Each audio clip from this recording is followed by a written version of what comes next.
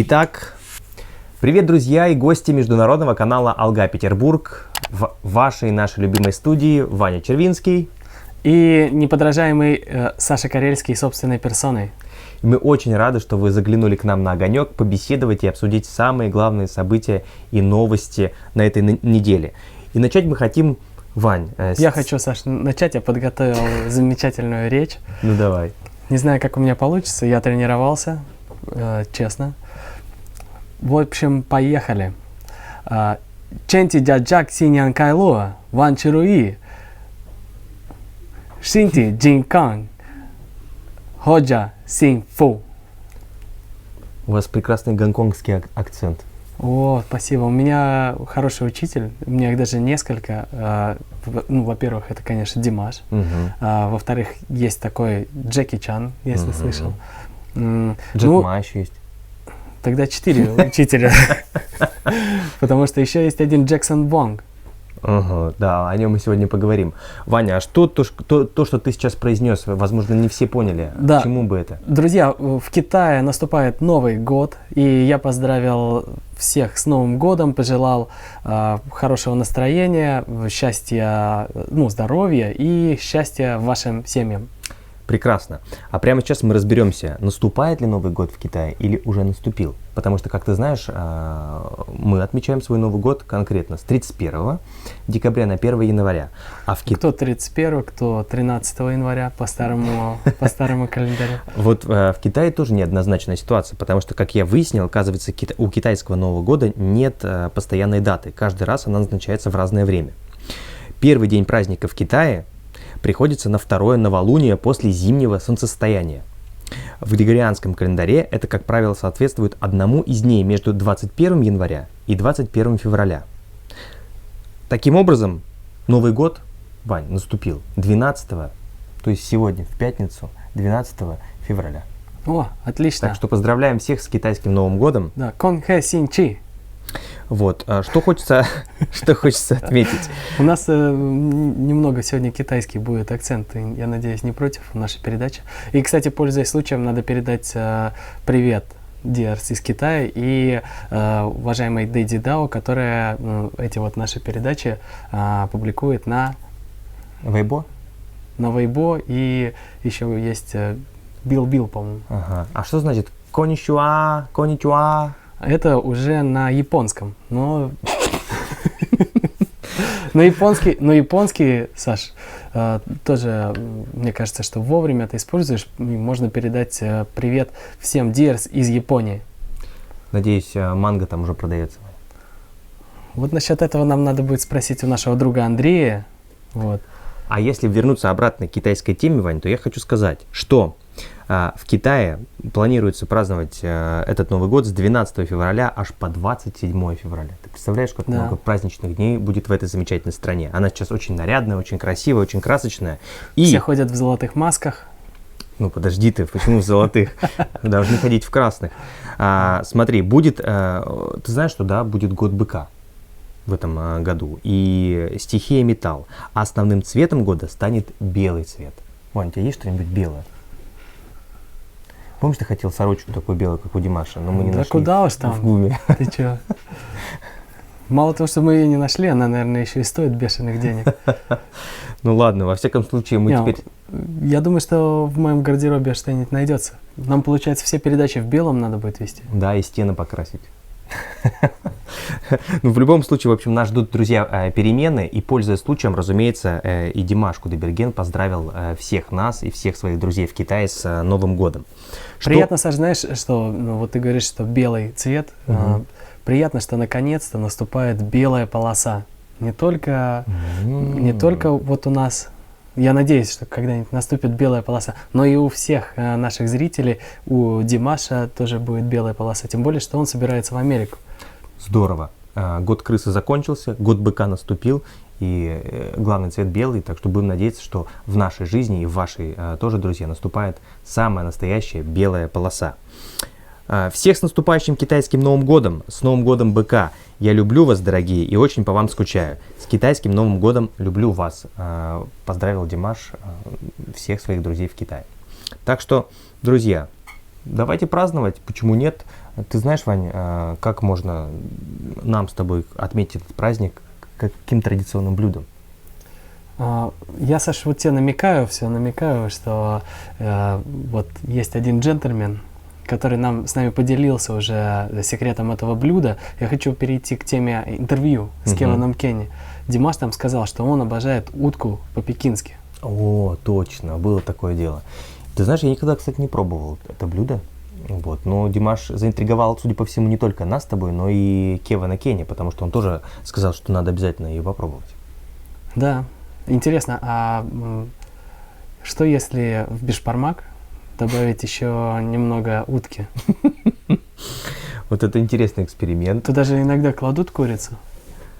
А, да? Может быть, да. Может быть, кто-то решит на китайский Новый год приготовить бишбармак с китайской уткой по-пекински. В общем, я просто слышал, что там очень сложная рецептура приготовления, и что не каждый сможет справиться с этим рецептом. ну, во всяком случае, мы теперь знаем, какое блюдо надо будет обязательно попробовать в Китае. А вообще, само интервью получилось очень ярким, динамичным, очень интересным.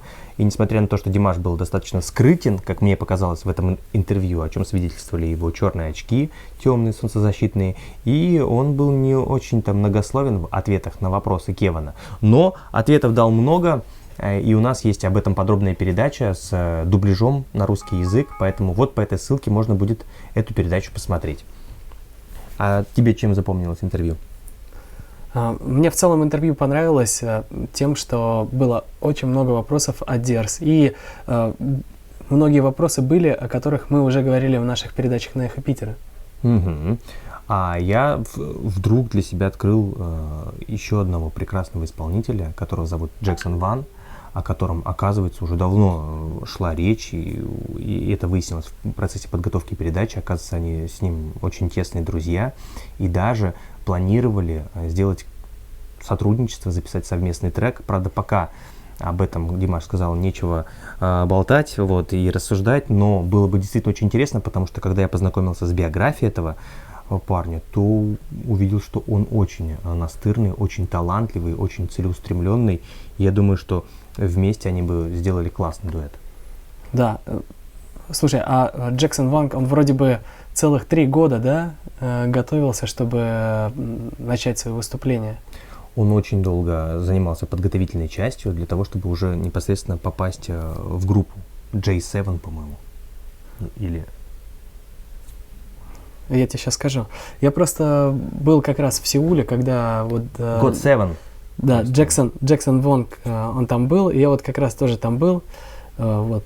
Но я вот не застал, конечно, мы с ним не встретились. Но он, это понятно, он был постоянно занят, там танцы, там пение.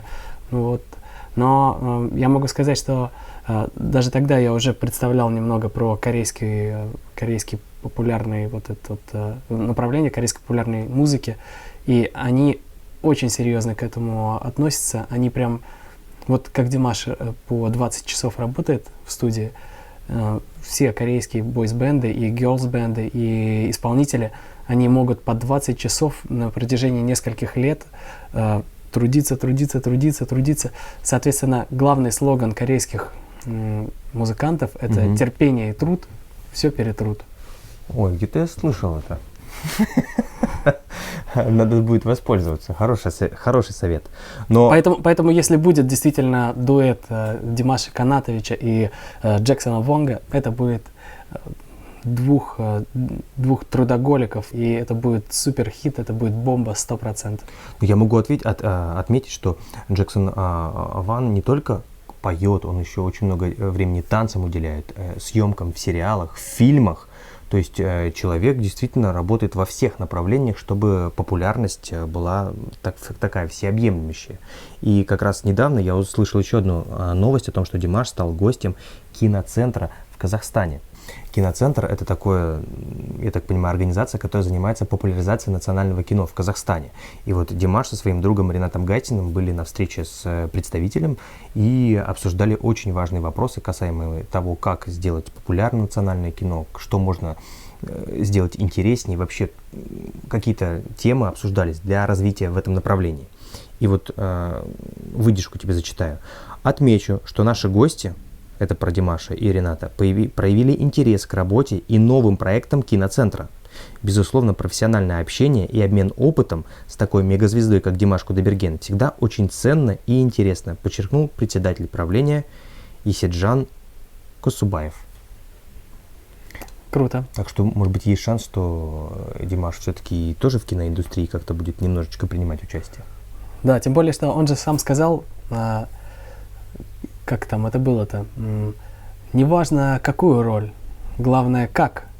Да, и если мы говорим о том, как убедительно Димаш может выглядеть на сцене, в кино и в клипах, то мы должны затронуть обязательно тему Golden, потому что клип уже давно вышел, да, и набирает большое количество просмотров. И что самое главное, Вань, начался национальный флешмоб. Международный флешмоб, если точнее выразиться. Потому что у меня есть сведения о том, что сотни дерз приняли участие в золотом флешмобе, примерив маску, которая появилась в Инстаграме. Да, это маска главного героя, который был в видеоклипе Golden. Его, собственно, сыграл Димаш. И ключевая фраза из песни «Мы золото» прозвучала на 38 языках. Это замечательная новость. А я тебе даже скажу, что мы приняли в этом флешмобе участие. Незначительное. Незначительное. Незначительное, да. Там в конце, если вот послушать, там... Есть немножко. Там есть, да. Там это делала наша большая подруга Никита Лила. И она написала сообщение, такое сообщение: вы не могли бы записать фразу «We are golden» на русском языке? Конечно, могли. Конечно, могли, проблем нет. Сделали это с большим удовольствием.